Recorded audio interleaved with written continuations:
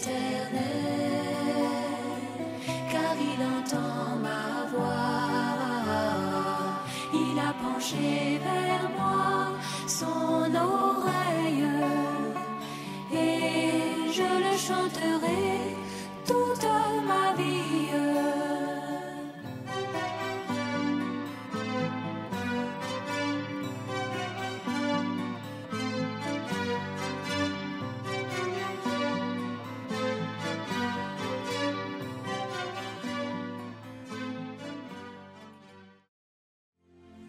Gloire à Dieu, que le nom du Seigneur soit loué. Ça, c'est la vérité. Il est fidèle. Nous pouvons manquer de fidélité quant à notre engagement envers Dieu. Il peut arriver des circonstances où on n'est pas resté vraiment à la place où Dieu voulait nous trouver. Mais le Seigneur n'a jamais bougé. Quand il a promis, il sait déjà ce qu'il a promis et il a le pouvoir d'accomplir toujours ce qu'il a promis. Et il a toujours secouru ses enfants, il ne nous a jamais oubliés. C'est bien dit, c'est bien chanté, que Dieu soit loué. Ce soir encore, je vous salue tous dans le précieux nom de notre Seigneur Jésus-Christ. Nous sommes plus de 2 ou 3. Nous nous sommes dit que si quelques frères peuvent être là, on peut s'exhorter et prier pour nous-mêmes et pour notre pays, parce que c'est le temps de prier. Beaucoup sont suffisamment outillés pour parler. Ils peuvent parler beaucoup, ils peuvent gérer la partie qu'ils peuvent gérer, mais nous n'avons pas de pouvoir sur les décisions qui se font sur le plan humain. Mais nous avons une alliance avec le Dieu Tout-Puissant qui influe et qui influence tout dans la vie des hommes, même les cœurs des rois. Notre Dieu a le pouvoir d'incliner le cœur de même les empereurs les plus puissants. Il a le cœur d'influencer, il a le pouvoir d'influencer toutes les personnes humaines qui habitent notre pays. Et donc, il a même le pouvoir sur Satan. Donc, même si c'est des esprits qui sont en train de travailler, nous n'avons pas de crainte. Nous sommes des fils et des filles de Dieu. Nous prions pour tout le monde. Nous prions pour que les hommes comprennent ce qui est essentiel. Ce qui est essentiel, ce n'est pas les choses temporelles. Voilà. Alors que les gens luttent souvent, c'est pour les choses temporelles. Mais nous avons dépassé ça. Et nos cœurs doivent parler à Dieu, parce que dans l'ignorance, les hommes peuvent être à ce niveau-là encore, et c'est ça qui guéroie dans nos membres et qui se traduit vraiment dans le terrain. Donc nous avons le devoir en tant qu'enfants de Dieu, éclairés par la parole de Dieu et conduits par l'amour de Dieu, de prier pour tous les hommes, comme il est écrit. Amen. Nous allons donc nous exhorter à nous approcher avec une pleine assurance. Une assurance, parce qu'il faut prier, mais il faut prier avec assurance. Il faut prier en étant sûr que les choses, vraiment, le Seigneur ne va pas nous oublier. Amen. Vous savez qu'il est écrit dans 1 Timothée 2, au sujet des prières. Nous allons lire ça et puis nous allons aller à notre exhortation pendant quelques minutes et puis nous allons passer un temps dans la prière. Si au plus tard à 17h on peut avoir fini, tant mieux, on va rentrer et puis continuer à la maison, comptant sur la grâce de Dieu. Amen. Levons-nous pour faire la première lecture.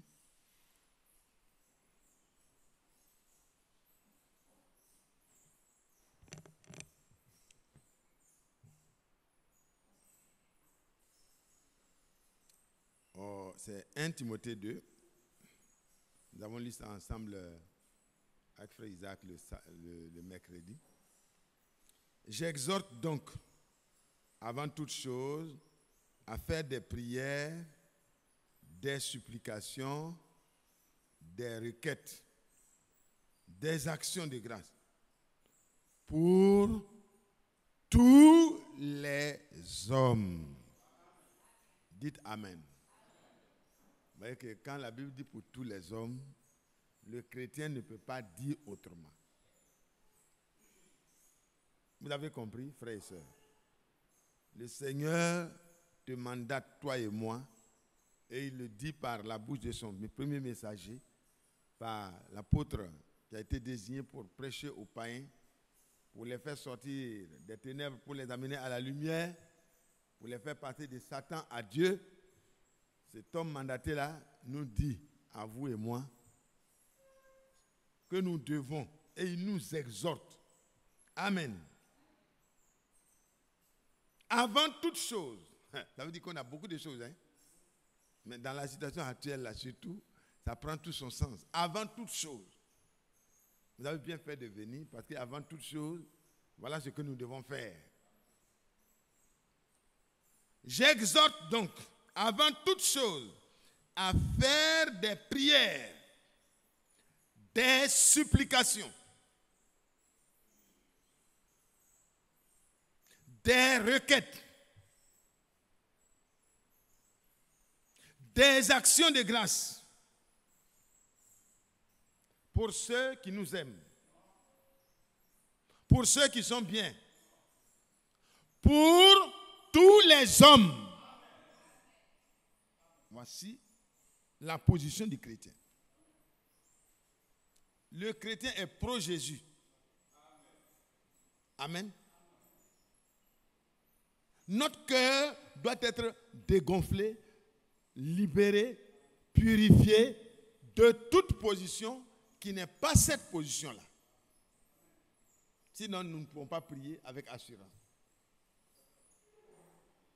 On a beaucoup prié, hein? Il y a beaucoup qui prient partout. J'ai lu des trucs, des déclarations de prophètes. Je me suis amusé à lire ça, mais vraiment, ils se contredisent d'un prophète à l'autre. Mais voici ce que le vrai prophète nous a dit ici.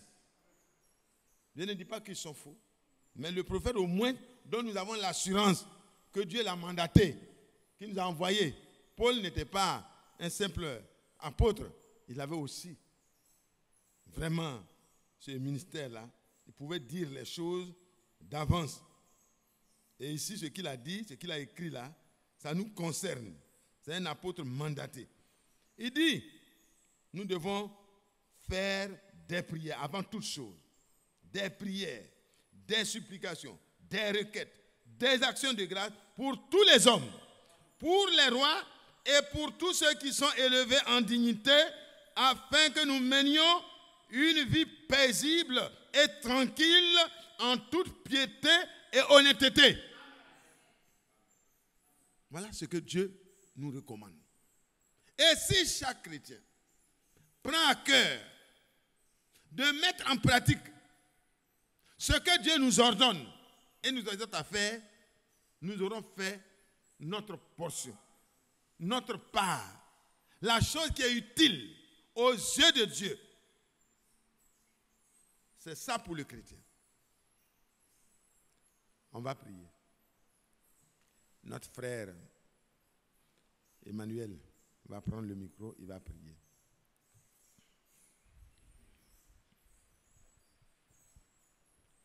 Éternel notre Dieu, éternel notre roi, cet après-midi, nos cœurs sont reconnaissants à toi pour tes nombreux bienfaits à notre égard. Tu as permis que nous venions dans ta maison. Cette maison qui est une maison d'instruction, qui est une maison de correction. Et nous te sommes vraiment reconnaissants de tout notre cœur.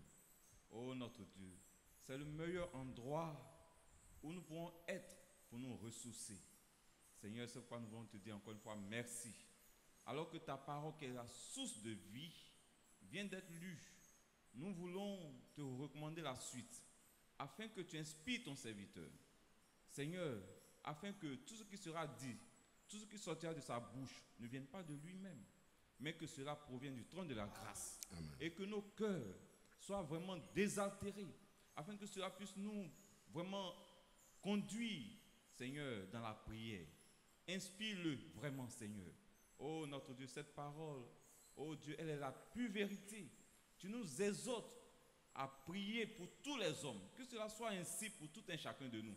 Partout nos bien-aimés frères se trouvent, où nos sœurs se trouvent, oh notre Dieu, que nous puissions mettre en pratique cette exhortation, afin que ce que tu as prévu pour nous puisse, Seigneur, se réaliser. Seigneur, prends tout chaud en tes mains. Au nom de Jésus-Christ, j'ai prié. Amen. Amen. Que Dieu soit loué, notre Dieu soit vraiment loué. Vous avez les salutations de frère Isaac. Nous avons communiqué ensemble. Il vous salue. Et par la grâce de Dieu, je crois que nous serons ensemble le mercredi, si Dieu le permet. Donc, frères et sœurs, je vais terminer la lecture.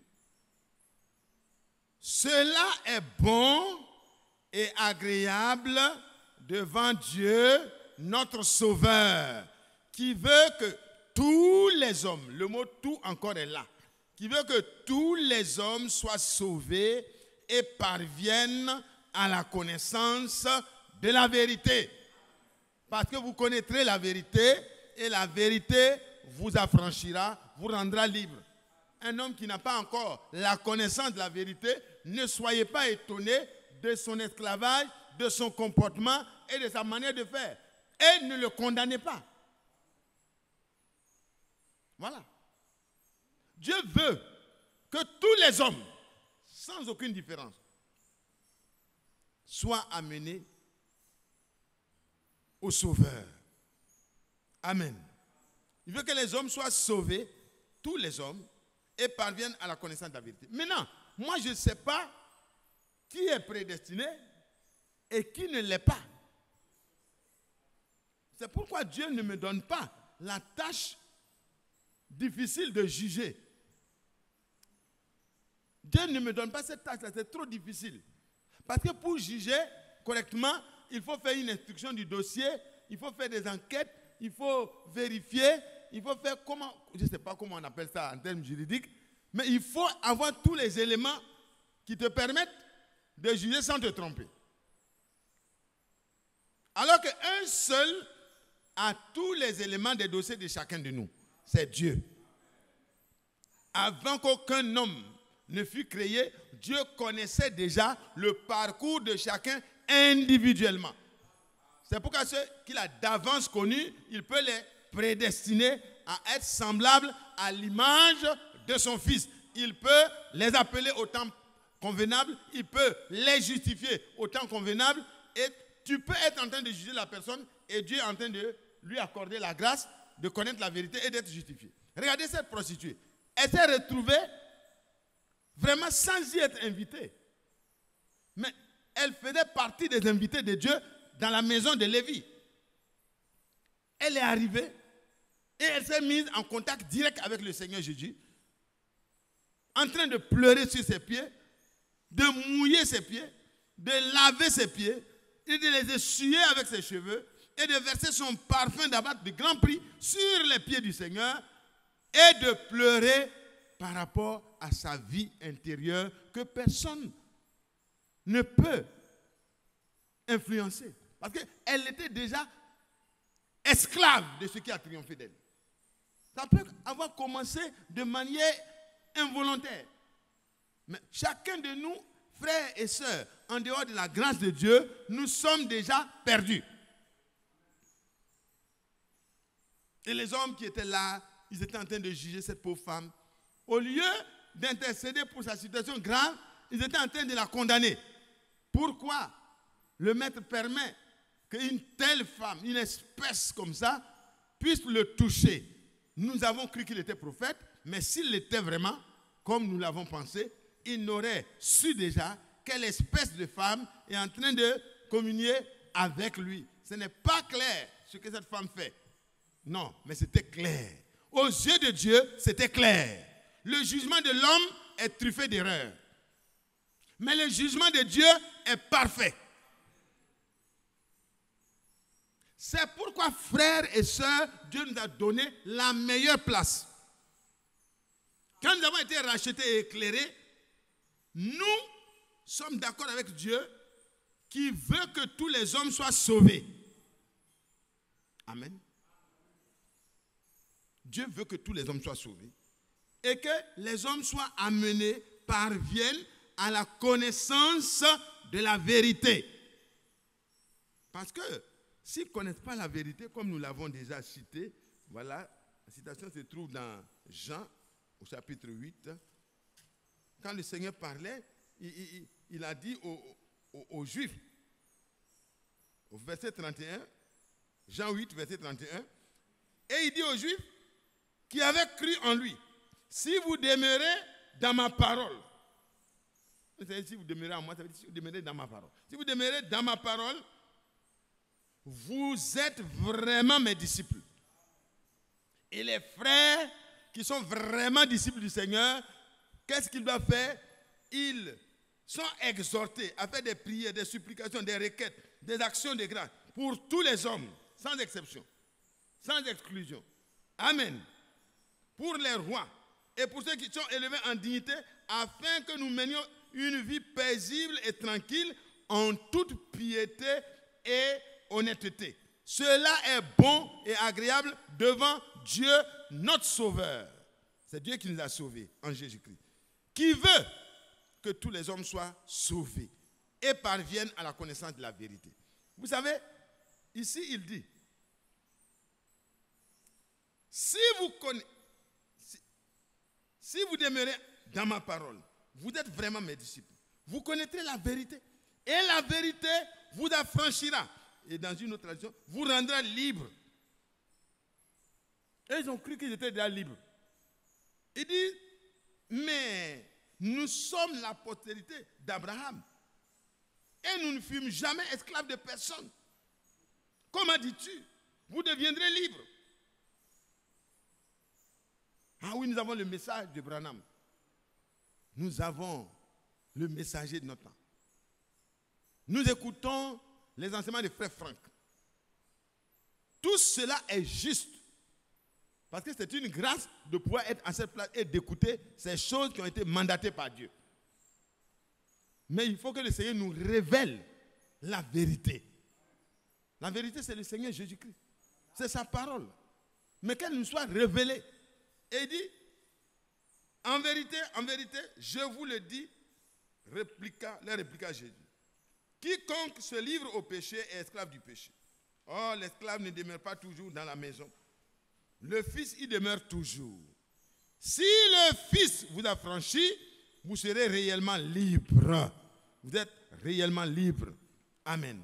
Vous serez réellement libre. Que Dieu soit loué. Que Dieu soit loué. Frères et sœurs, ce soir, il faut que chacun de nous vérifie dans quelle posture il se trouve dans son cœur. Parce que c'est de l'abondance du cœur que la bouche peut parler. Si votre cœur n'a pas été corrigé par la connaissance de la vérité, la parole telle que Dieu veut, qu'est-ce que Dieu veut? Qu'est-ce que Dieu attend de vous dans une telle situation? Qu'est-ce que Dieu veut de vous? Comment vous devez parler? Comment vous devez vous conduire? Frère, vous risquez de vous retrouver comme les enfants d'Abraham qui étaient en train de dire, nous sommes les fils d'Abraham, nous sommes libres. Alors qu'il y a des positions qui vous mettent dans une prison interne, dans un esclavage interne. Frère, nous ne sommes pas des religieux. Nous sommes des fils de Dieu affranchis par la vérité. Nous devons nous comporter de cette manière. Et nous serons plus efficaces dans la main de Dieu quand nous nous prenons du côté de Dieu. Amen. Mais comment on doit le faire? Nous allons lire dans Hébreux 4. Parce que nous devons prier pour tous les hommes, prier pour les rois, ceux qui sont élevés en dignité. Cela est bon et agréable devant Dieu. Donc, nous pouvons prendre quelques versets pour que cela nous permette de nous approcher avec une pleine autorité, une pleine assurance. Prenons Hébreux 4. Hébreux 4. Parce que là, il nous est demandé de nous approcher de Dieu et de prier. Amen. De prier, de supplier Dieu, de faire monter des requêtes, comme nous allons le faire tout à l'heure, pour tous les hommes, et etc., comme nous avons lu. Mais il faut s'approcher de Dieu. Il y a une manière de le faire. Prenez Hébreux 4. Nous le lisons rapidement. Le verset 14. Hébreux 4, verset 14. On peut prendre le verset 13 déjà. Nulle créature n'est cachée devant lui, mais tout est nu et découvert aux yeux de celui à qui nous devons rendre compte. Que chacun de nous sache que ses paroles, ses comportements et même les pensées internes de son cœur, avant que cela soit traduit en paroles, David pouvait lui dire que avant même que la pensée ne soit venue en moi, tu la connais parfaitement. À plus forte raison, la parole. Dieu n'enregistre pas les paroles seulement. Il enregistre même les pensées. Les caméras peuvent enregistrer facilement les paroles et les gestes. Et ça, tu ne peux pas démentir après. Quand on te voit, on voit Mathias qui est comme ça. Et bon, même si je veux démentir, on met ça, c'est fini. On dit, bon, monsieur, on n'a plus besoin que quelqu'un vienne témoigner. Votre vie, vos paroles, votre comportement dans le lieu indiqué du problème témoigne contre vous. Donc, on n'a plus besoin. C'est clair. Devant le tribunal de Dieu, on n'a pas besoin qu'un frère vienne accuser l'autre. Non, non, non. Dieu, il enregistre même les pensées de notre cœur. C'est pourquoi nous devons être conscients qu'on ne peut pas se cacher devant Dieu. Tout est nu. Nulle créature n'est cachée devant lui. David l'a expérimenté et l'apôtre qui a écrit ici aussi le dit. Et alors, qu'est-ce qu'il faut faire quand on est nu devant une telle personne, un tel Dieu, voyez? Ainsi, puisque nous avons un grand sacrificateur, un grand souverain sacrificateur qui a traversé les cieux, Jésus, le Fils de Dieu, demeurons fermes dans la foi que nous professons. Donc, ce soir, nous ne venons pas pour faire un jeu de prière. Bon, nous aussi nous prions et les autres aussi. Non, chacun de nous doit savoir qu'il va s'approcher du Seigneur avec une foi ferme. Amen. Demeurons fermes dans la foi, la confiance que nous avons retrouvée par le sacrifice de Jésus-Christ. Le souverain sacrificateur, pour permettre aux pécheurs de s'approcher de Dieu, doit offrir un sacrifice pour qu'il demande pardon au nom du pécheur pour que Dieu lui permette de recevoir la grâce de s'approcher de Dieu. Et le Seigneur, notre souverain sacrificateur, n'est pas allé avec le sang des boucs ou des taureaux. Nous allons le lire tout à l'heure. C'est avec son propre sang. De telle sorte que, frère, il est ce souverain sacrificateur, ce grand souverain sacrificateur. Et quand il était ressuscité, il a dit à Marie, ne me touche pas, parce qu'il faut que je monte vers mon Dieu, votre Dieu, mon Père, votre Père. Il devait monter, il devait traverser les cieux pour aller dans le tabernacle céleste que Moïse a vu et dont il a pris le plan. Amen. Afin de faire l'expiation, afin de faire, de demander pardon par son sang à Dieu pour toute l'humanité. Depuis ce temps, le temps de la grâce a commencé. Quand le voile s'est déchiré du haut jusqu'en bas pour laisser une libre entrée, nous le lirons tout à l'heure, alors toi et moi, nous devons avoir foi. C'est-à-dire que ce n'est pas le moment de se poser des questions. Est-ce que moi aussi, pauvre pécheur? Non. J'étais pauvre pécheur, mais quand j'accepte le sacrifice de Jésus-Christ à la croix, je suis considéré par Dieu comme quelqu'un qui a accepté d'entrer humblement dans l'alliance de Dieu avec les hommes, par le sang de Jésus-Christ. Donc, je dois désormais avoir foi que Dieu prend en compte. Dieu prend en compte le pardon de mes péchés qui a été obtenu par le sacrifice de Jésus-Christ. La foi n'est pas une chose abstraite, non. La foi est fondée sur ce que Dieu a promis. Et quand Dieu a promis de nous sauver, il est venu, il nous a sauvés. Et dans Jean 19, verset 30, le sacrifice qui devait être fait pour que toi et moi nous soyons réconciliés avec Dieu, a été accompli. L'agneau de Dieu est mort. Maintenant, le souverain sacrificateur a pris le sang de l'agneau, alléluia, et il est monté dans le sanctuaire céleste pour obtenir pour toi et moi une rédemption, un rachat qui n'est pas pour aller jusqu'à la prochaine année où le souverain sacrificateur va rentrer encore avec le sang pour demander pardon, mais un rachat qui est éternel. Je ne vous entends pas. On dirait que vous n'êtes pas content. Ou bien je crie trop. C'est tellement doux.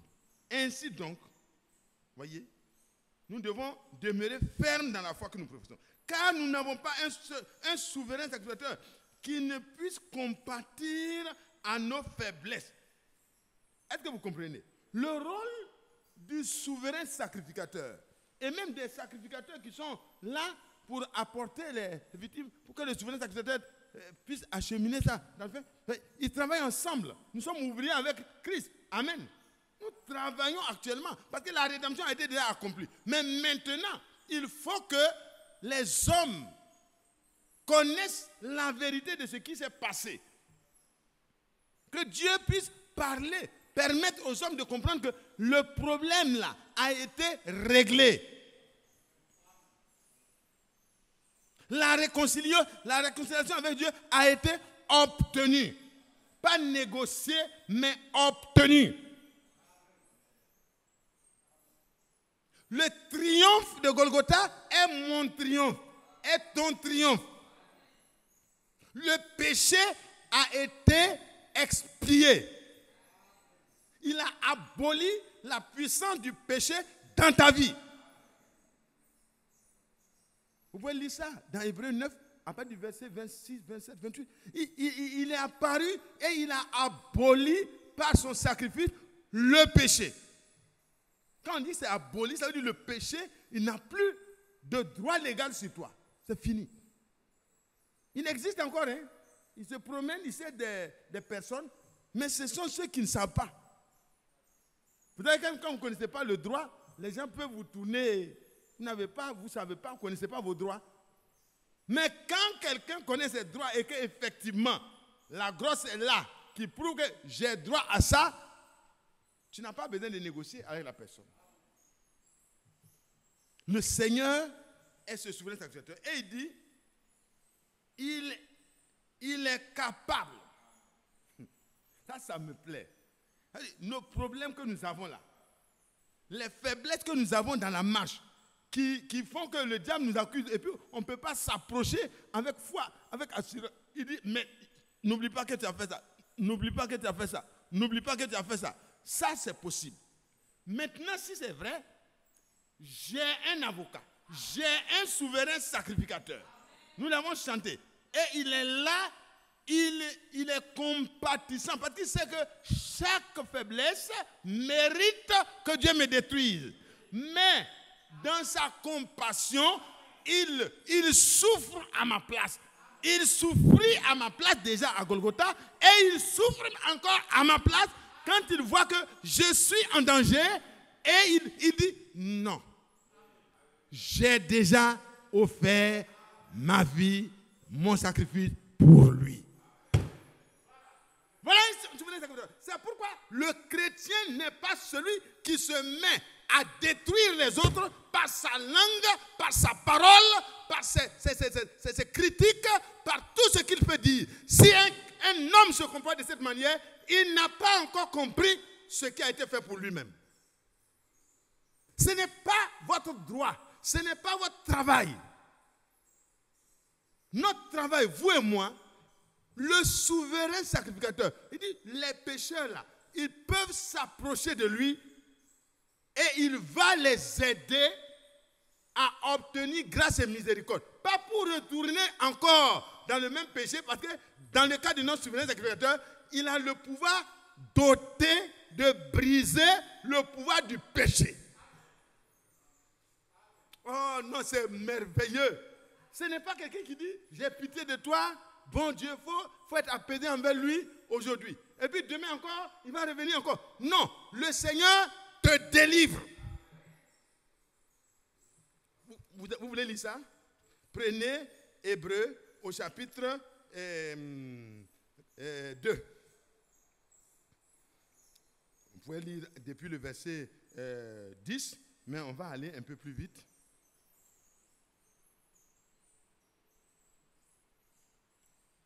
Ainsi donc, puisque les enfants participent au sang et à la chair, il y a également participé lui-même, le Seigneur.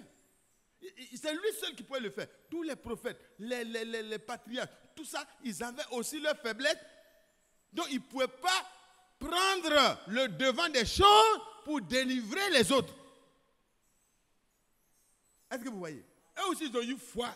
Ils ont eu foi dans le sacrifice qui allait avoir lieu. Et nous, ici, maintenant, nous avons foi dans le sacrifice qui a déjà eu lieu. C'est pourquoi on ne peut pas parler de foi dans l'ombre, non. La foi n'a jamais été dans l'ombre. La foi, c'est la foi.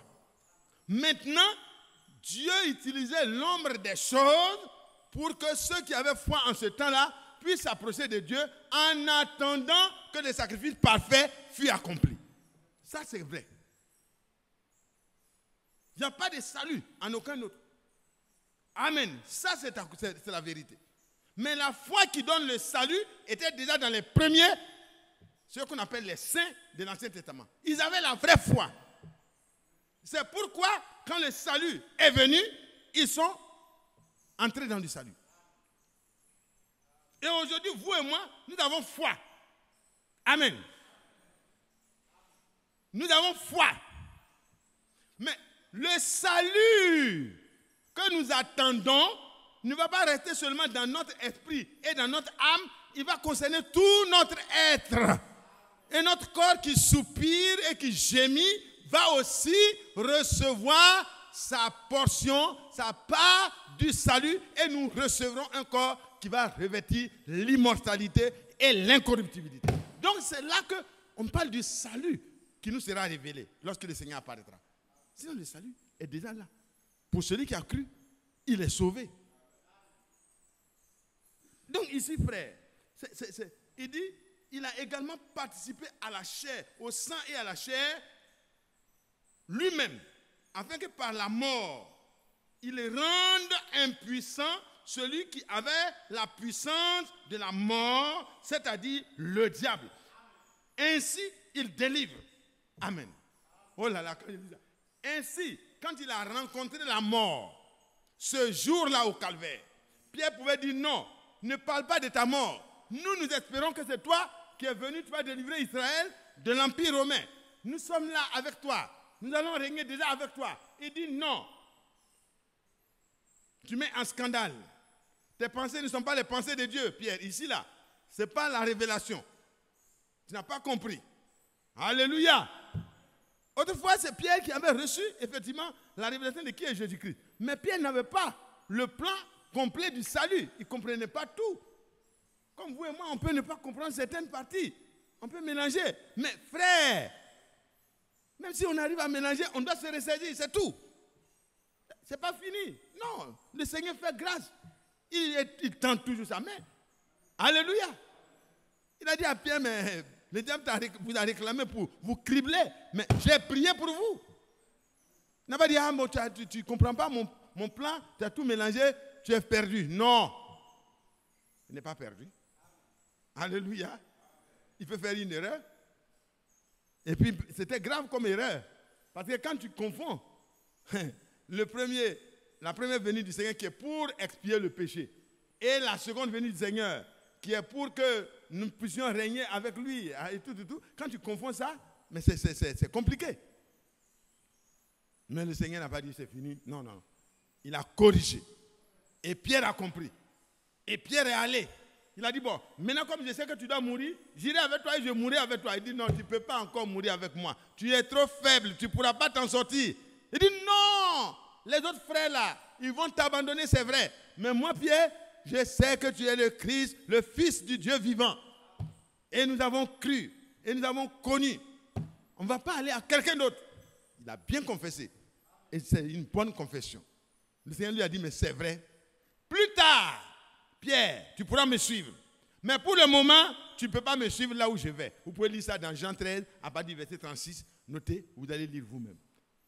Alors, Pierre est parti effectivement, il a suivi le Seigneur, et quand il y a eu vraiment les problèmes qui se sont engagés, il a sorti son couteau, il a commencé la bataille.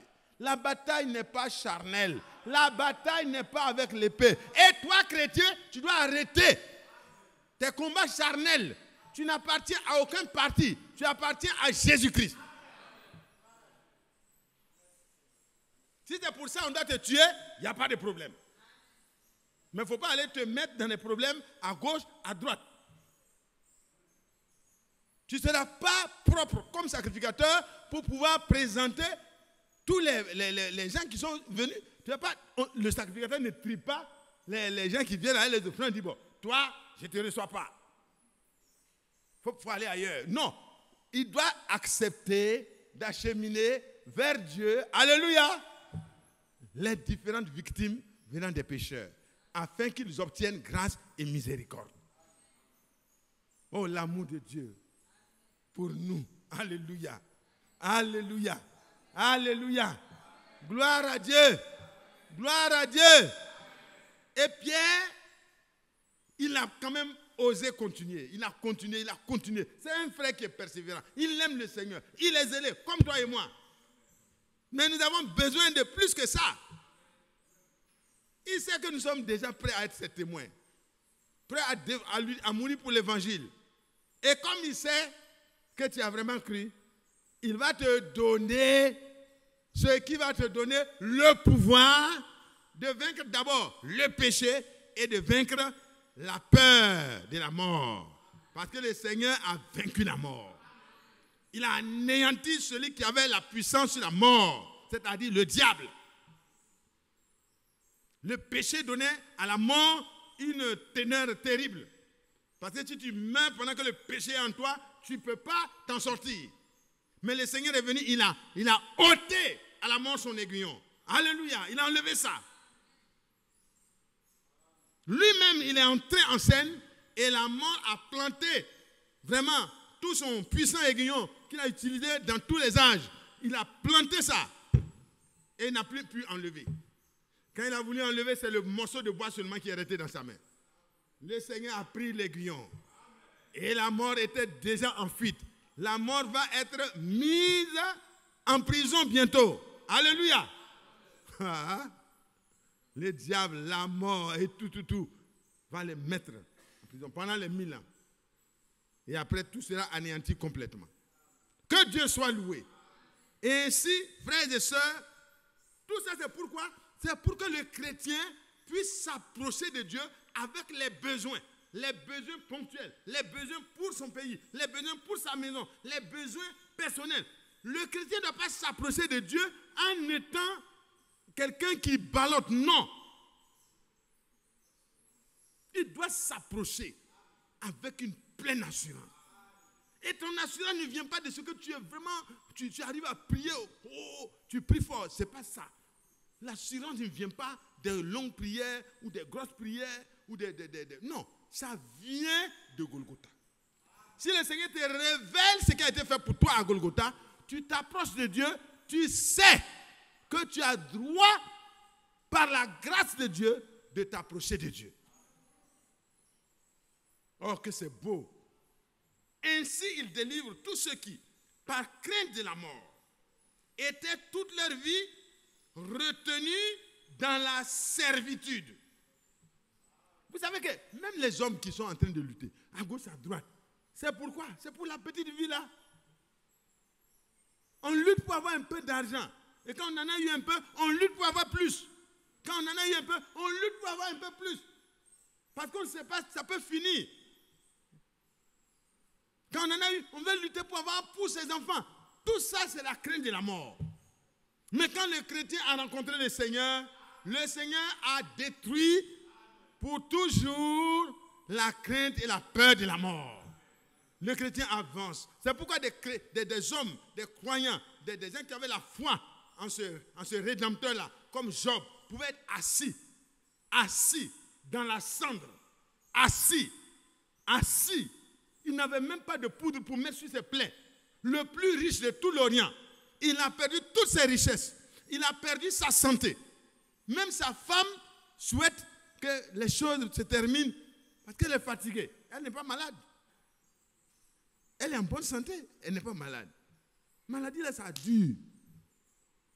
L'argent est fini. Même pas un cabri. Et puis toi, tu tiens à Dieu. Et puis tu maudis Dieu. Ce n'est pas la femme là. Hein? Le même diable qui a fait tout ça là. Il est repassé par là. Il y a des conseils qu'il ne faut pas écouter, frère. Même si ça vient de ta femme, il y a des conseils qu'il ne faut pas écouter. Maintenant, si c'est inspiré, Dieu te permettra de savoir que ça, ce conseil de ta femme là est inspiré. Donc Job a discerné que ça c'est pas, ma femme ne parle pas comme ça d'habitude. Il dit, femme, aujourd'hui tu parles comme une femme insensée. Il n'a pas dit, ma femme tu es insensée. Non, ne jurez jamais votre femme, ne jurez jamais votre frère, ne jurez jamais personne. Quand vous voyez des gens qui se réunissent et qui passent le temps à parler des autres, éloignez-vous de là. Dieu n'est pas là. Je vous dis ça. La parole de Dieu doit nous éclairer partout. Et doit être le thème de notre vie. Amen. Ce que Dieu attend de toi et moi, c'est que nous puissions apporter la lumière à ceux qui sont dans les ténèbres. Si quelqu'un fait mal, il faut le voir. Il faut parler avec lui. Il faut l'aider. Mais par motif d'amour. Pas avec un esprit d'accusation. Alléluia. Je ne vous entends pas. Parce qu'on va prier, frère. Il faut qu'on s'approche avec assurance. Hein? Car assurément, ce n'est pas à des anges qu'il vient en aide, mais c'est à la postérité d'Abraham. C'est à toi et moi. Par Christ, nous sommes la postérité d'Abraham. Hérité selon la promesse. Vous pouvez lire ça dans Galates au chapitre 3, le verset 29. Car si nous sommes à Christ, nous sommes donc la postérité d'Abraham, hérité selon la promesse. Alors que Christ, en venant à la croix, il est venu pour aider la postérité d'Abraham. Et ceux qui sont la postérité d'Abraham, c'est ceux qui ont la foi comme Abraham. Ceux qui acceptent les promesses de Dieu telles qu'elles sont, même si la promesse de Dieu semble trop élevée à tes yeux, sache que Dieu est plus élevé que toi.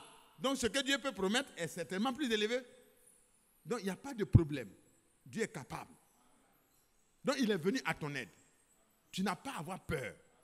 Ton passé, le Seigneur, ton souverain sacrificateur, prend ça.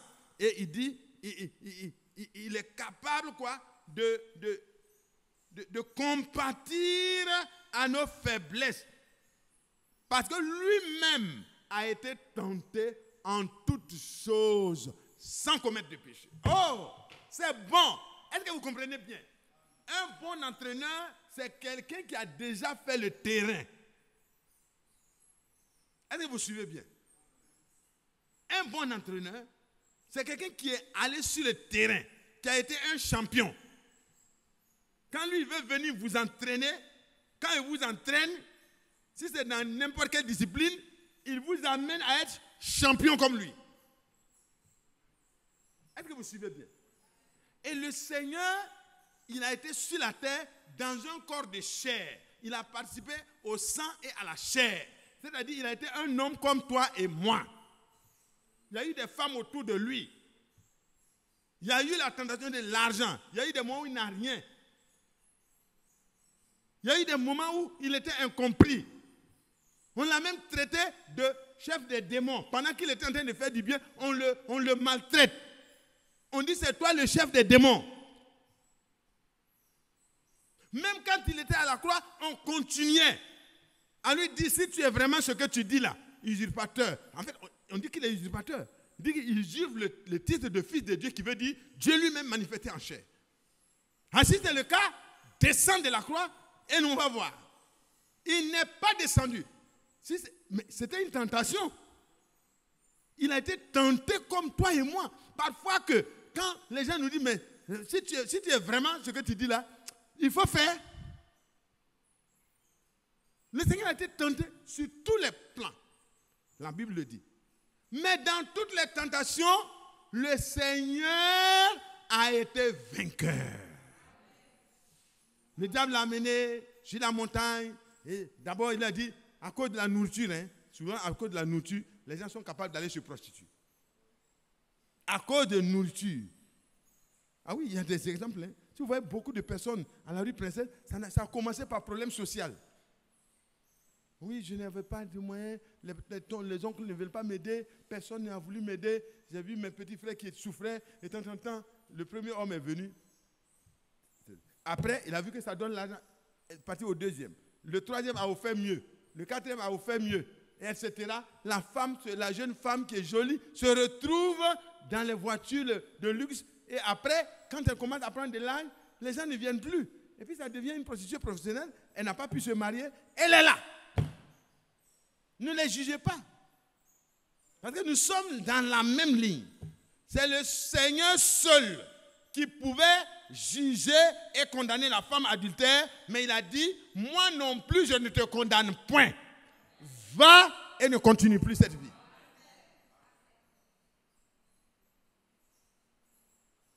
Et le Seigneur, donc, nos souverains, c'est-à-dire, c'est lui qui prend ton problème là, ton cas là, et qui introduit ça devant Dieu pour obtenir la faveur, le pardon, la miséricorde, la compassion. Et le Seigneur, quand il a fini d'offrir son propre corps, il est entré dans sa fonction de souverain sacrificateur. Il a pris son sang. Alléluia. Il est monté sur le trône. Il est monté dans les cieux. Et il a répandu là où ça devait être répandu. Pour que la colère de Dieu envers tous les pécheurs soit apaisée. De telle sorte que quand tu reconnais ton péché et que tu t'approches de Dieu par Jésus-Christ pour dire je suis faible, je n'arrive pas à m'en sortir. Seigneur, aide-moi. En même temps, le sang de Jésus-Christ parle. Le sang de Jésus-Christ parle mieux que le sang d'Abel pour toi, mon frère, pour toi, ma soeur. Et si tu es heureux que le sang de Jésus-Christ puisse parler pour toi, sois heureux qu'il parle pour celui qui est dehors encore et qui n'a pas encore compris. Ne le juge pas. Ne souhaite pas sa mort. De quoi es-tu inspiré? Pendant que le souverain sacrificateur est compatissant, les sacrificateurs, comment ils doivent faire? Ils doivent être compatissants. Jésus voyait la femme qui pleurait. Elle pleurait. Ses larmes étaient tellement abondantes pour arroser les pieds de Jésus. Mais le cœur de Jésus était en train de battre vraiment en unisson avec cette femme. Il voyait la souffrance morale, la souffrance du cœur de cette femme devant son péché. Parce que quand vous arrivez réellement par la révélation devant le Seigneur, vous ne pouvez plus raidir le cou et bomber la poitrine pour dire que vous êtes bien. Vous ne pourrez plus le faire. Et Isaïe le prophète, quand il a été introduit dans la gloire, quand il a vu par la vision la gloire céleste, qu'est-ce qu'il a dit? Misérable que je suis, je vis au milieu d'un peuple qui a des lèvres pécheuses. Et moi, mes yeux ont vu le Saint, mais je suis mort. Dieu a dit non, ce n'est pas pour que tu meurs. C'est pour que tu puisses être purifié et que tu serves. Frère, que Dieu nous aide. Notre souverain sacrificateur, il connaît tes faiblesses. Tu n'as pas besoin de te cacher. Si tu as des problèmes dans la bouche, ta bouche là, c'est ça qui te condamne, c'est ça qui parle, c'est ça qui parle mal des autres, c'est ça qui juge les autres. Il faut apporter ta bouche là à Dieu. Mais ta bouche là ne parle pas de quelque chose d'autre. Elle parle de ce qui est dans ton cœur. Alors, mets tout le vase, ton cœur là, dis Seigneur, change mon cœur, enlève ce cœur, selon la promesse que tu as faite dans Ézéchiel 36, à partir du verset 25, change mon cœur. Depuis le verset 24, son eau pure nous purifie et nous sépare des idoles. Et dans la suite, il nous promet un changement à l'intérieur, dans notre cœur et dans notre esprit. Seigneur, change-moi. Change-moi complètement. Je m'approche de toi ce soir, c'est ma priorité. Change-moi, parce que l'enlèvement est proche. Les événements qui sont en train de se faire, frère, ne nous laissons pas distraire par ça.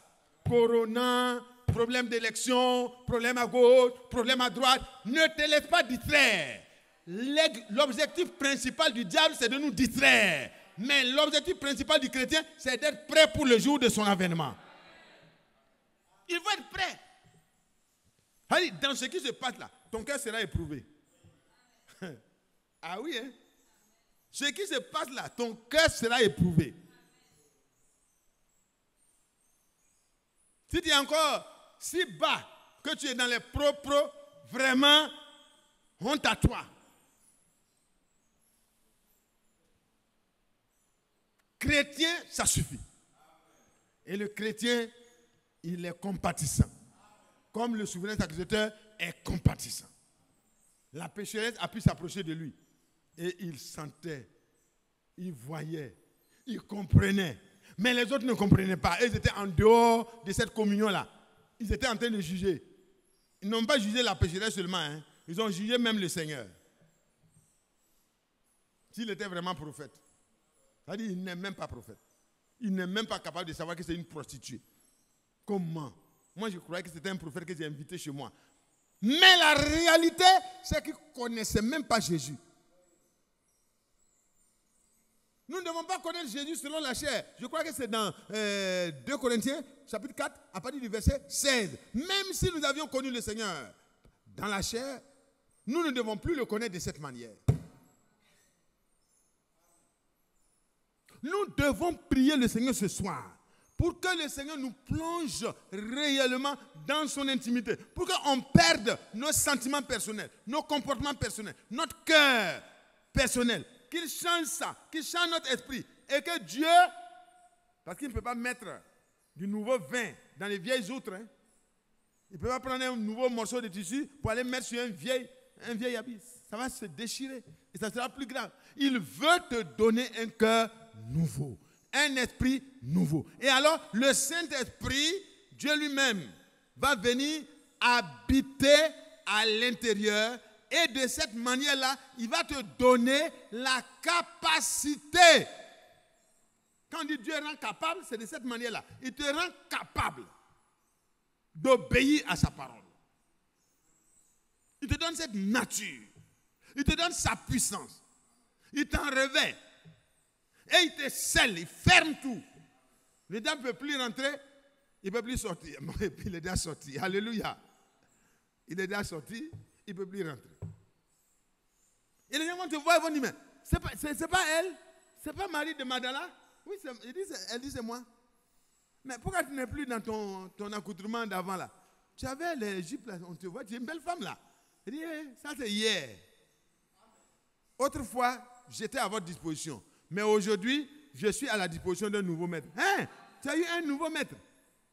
C'est un ministre ou c'est quoi? C'est un boss, un nouveau boss. Non, le vrai boss. Lui n'a pas besoin de mon corps. C'est mon âme. Oh là là. Et Marie de Magdala, partout où Jésus va, elle est derrière. Elle s'informe. Elle est là pour servir le Seigneur. Et bien d'autres femmes qui étaient avec lui pour le servir. Les pécheurs peuvent faire les interprétations cinématographiques pour dire tout ce qu'ils veulent. Mais la parole de Dieu dit que ces femmes-là suivaient Jésus partout où il allait pour le servir. Si les gens ont pu traiter Jésus de Belzébul, comment on ne va pas comprendre que des gens puissent tourner des films et dire n'importe quoi? Ça se comprend. Le même esprit qui était au temps des pharisiens est le même esprit qui a traversé. Donc ne soyez pas achoppés. On n'a pas besoin de faire des pétitions contre de telles choses. Dieu a déjà fait sa pétition contre ça. Ça ne tiendra pas. Que Dieu te bénisse. Est-ce que vous êtes heureux? Est-ce qu'on peut? Voyez, il est dit au verset 16 maintenant. Approchons-nous donc avec assurance du trône de la grâce afin d'obtenir miséricorde et de trouver grâce pour être secourus dans nos besoins. Nous avons des besoins ce soir. Qui a des besoins? Quel que soit le besoin. Même le besoin pour notre pays. Le besoin pour nos dirigeants. Pour tous ceux qui sont élevés en dignité. De part et d'autre. Tous ceux qui peuvent mobiliser.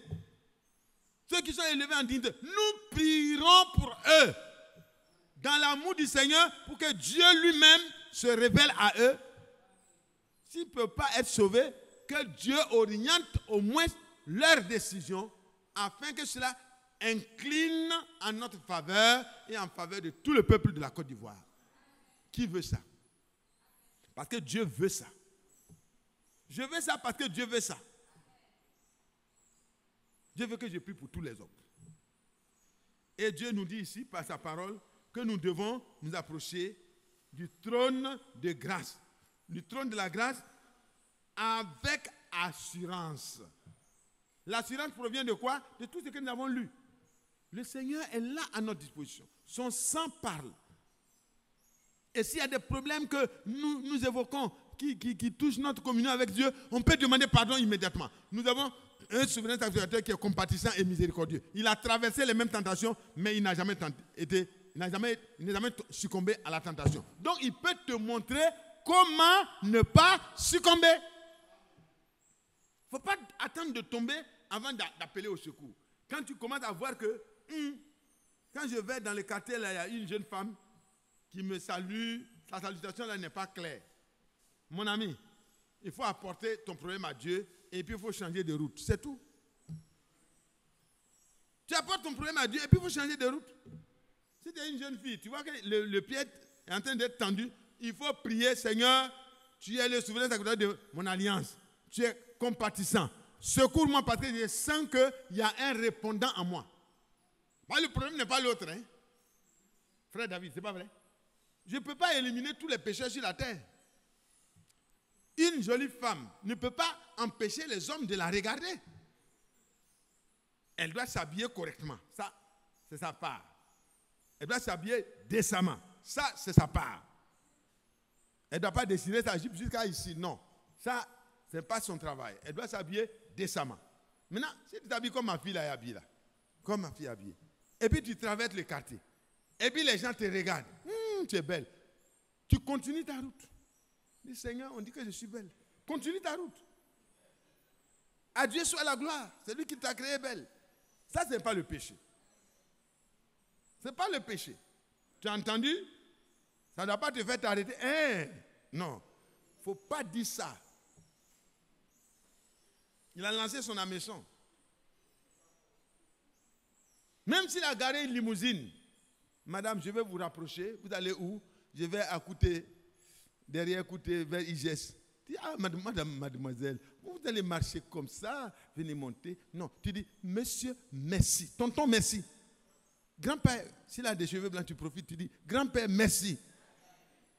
Tu crées la séparation. Dis non, tu peux me dire monsieur. Non. Mes parents m'ont appris à respecter les vieilles personnes. Les personnes âgées, nous, on les respecte. Si sont grands frères, on doit les appeler grands frères. Si c'est petit frère, même là, carrément, on dit petit frère, doucement. Amen. Donc, tu mets la personne à sa place. Et tu dis dans ton cœur, Seigneur, secours-moi. Et puis tu t'éloignes de la voiture. Hein. Il ne faut pas qu'on va te kidnapper. Il faut t'éloigner. Si la personne continue, tu enlèves tes chaussures. Si tu es dans haut talon, il faut enlever. S'il est en train d'aller comme ça, parce que la voiture, pour faire demi-tour, quand c'est une grosse voiture, c'est difficile. Il faut faire le tour contraire. Si tu partais à côté, il faut venir à Bayaké rapidement. Il y a la place chez Mathias. Il faut retourner. Et il faut courir jusqu'à ce que tu ne le vois plus. On ne joue pas avec le péché. Et l'impudicité surtout. Quand tu as fait ça, là, est-ce qu'il y a honte dans ça? On dit, voilà une jeune fille qui est en train de courir, elle est folle. Oui, elle est folle pour Jésus. Alléluia! Je préfère une telle folie qu'une sagesse, une parole. Tu dois parler, et puis tu vas tomber dans les yas. Non, ne fais pas ça. Le Seigneur a été tenté, il n'a pas commis de péché. Il est là pour t'entraîner, pour que tu ne commettes pas de péché. Le péché va sillonner les quartiers pour chercher le lion. Le diable, il se promène comme un lion et il cherche qui il pourra dévorer. Mais ceux qui sont sous la conduite du Seigneur Jésus-Christ ne seront pas dévorés. Parce qu'ils sont avertis. Il ne faut pas dire que c'est la fille là qui s'approche trop de moi. Non. Si on s'approche de toi, tu fais quoi? Tu t'éloignes. Amen. Quand il y a un rapprochement et puis il y a un rapprochement, c'est là qu'il y a contact. Quand il y a un rapprochement et puis il y a éloignement. Rapprochement, éloignement. Rapprochement, éloignement. Il n'y aura jamais de contact. Que Dieu nous aide. le Seigneur est capable.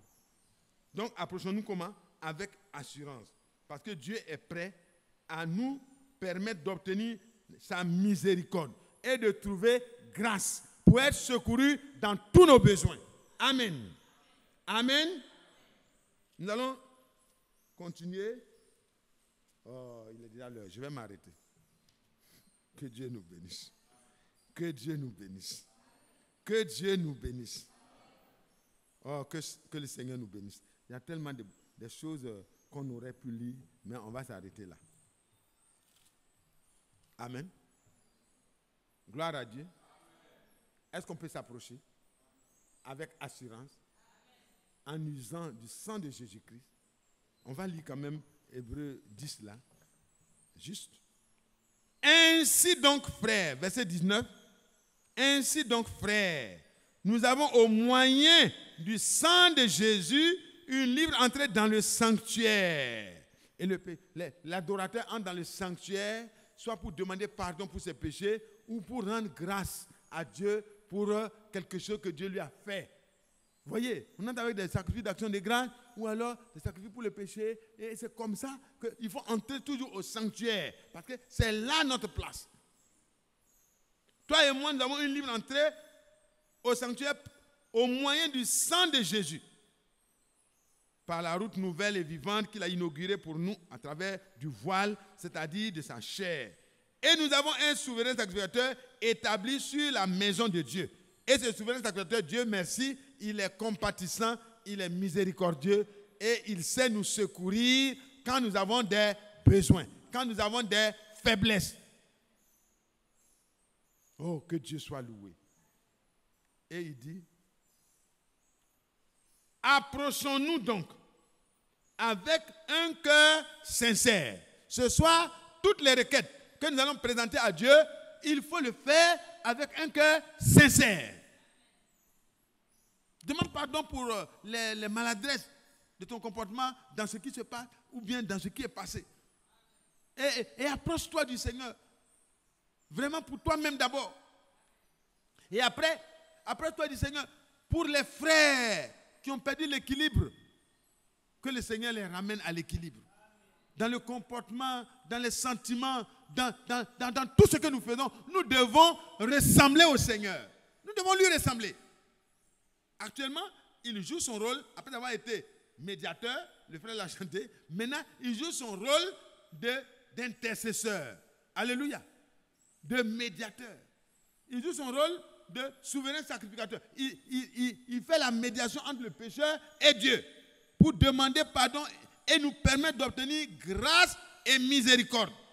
Donc nous pouvons apporter nos parents, nous pouvons apporter nos autorités, nous pouvons apporter notre pays, nous pouvons demander comme Daniel, plaider pour que le Seigneur soit apaisé. Approchons-nous donc avec un cœur sincère, dans la plénitude de la foi.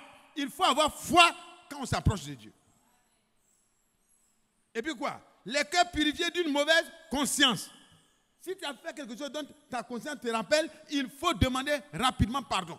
Que le Seigneur purifie ton cœur de toute mauvaise conscience. Et puis quoi? Le corps lavé d'une eau pure. Amen. Que Dieu soit loué. Que Dieu soit loué. Le verset 24 dit, 23, retenons fermement la profession de notre espérance. C'est-à-dire, nous professons que nous espérons en lui. Alors, sachant que nous devons retenir ça fermement, car celui qui nous a fait la promesse, et ce qui nous fait espérer là, c'est la promesse. Celui qui nous a fait la promesse est fidèle. Ça veut dire que Dieu ne va pas te laisser en chemin. Il va te secourir. Il va te venir en aide. Que Dieu soit loué. Que son nom soit glorifié. Et il dit encore au verset 37, encore un peu, non, verset 36, car vous avez besoin de persévérance, afin qu'après avoir accompli la volonté de Dieu, vous obteniez ce qui vous est promis. Encore un peu. Un peu de temps. Et celui qui doit venir viendra. Il ne tardera pas. Amen. Le Seigneur ne tardera pas. Il viendra nous chercher. Mais en attendant, ne nous laissons pas distraire par les événements qui se passent. Restons sereins dans la présence de Dieu. Restons chrétiens dans notre langage. Restons chrétiens dans notre engagement. Restons chrétiens dans notre intercession pour notre pays. Restons chrétiens parce que c'est cette position qui est la meilleure des positions. Prenez Daniel au chapitre 9. Daniel 9.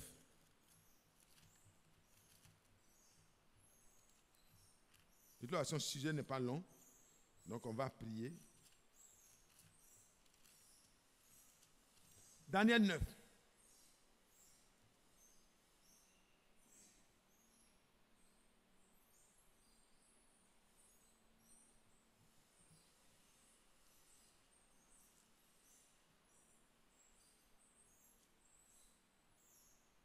Le verset 19 dit,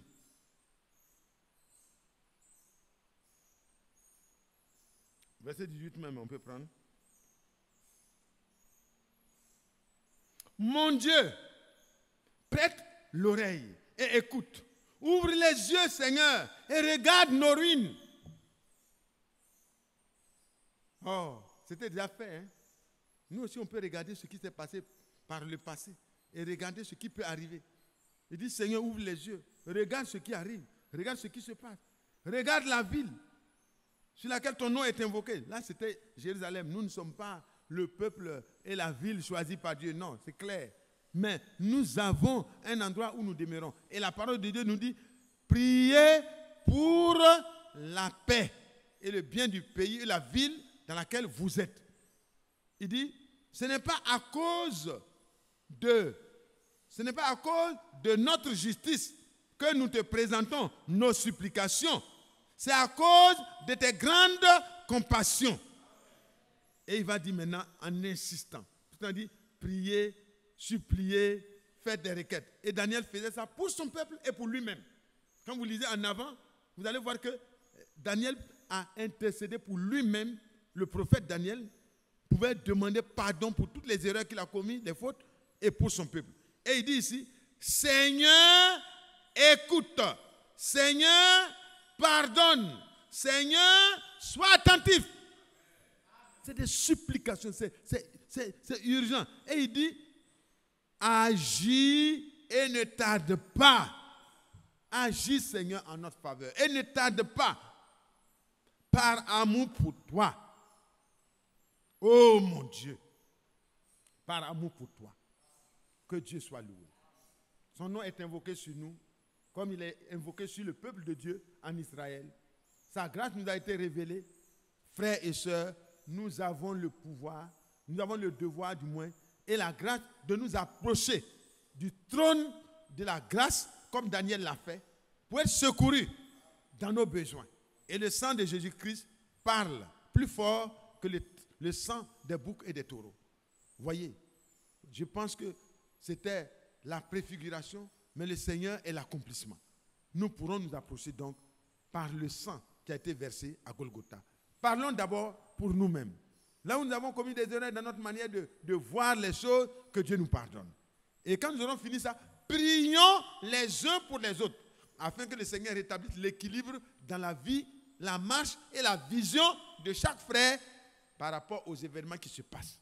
Que le Seigneur rétablisse sa vision en nous. Il veut que tous les hommes soient sauvés et parviennent à la connaissance de la vérité pour que la vérité les libère de toutes les interprétations de leur manière de faire. Donc nous devons prier pour eux. Ils peuvent être mauvais pour le moment, comme nous avons été mauvais à un moment. Mais le Seigneur veut qu'ils soient sauvés. Et toi aussi, tu dois vouloir qu'ils soient sauvés. Même celui qui te persécute, tu dois vouloir son bien. Tu dois prier pour lui. Celui qui te maudit, tu dois le bénir. C'est la volonté de Dieu. C'est exprimé déjà dans sa parole. Que Dieu nous bénisse. On va donc prendre la position qui nous plaît et on va prier vraiment pendant un moment.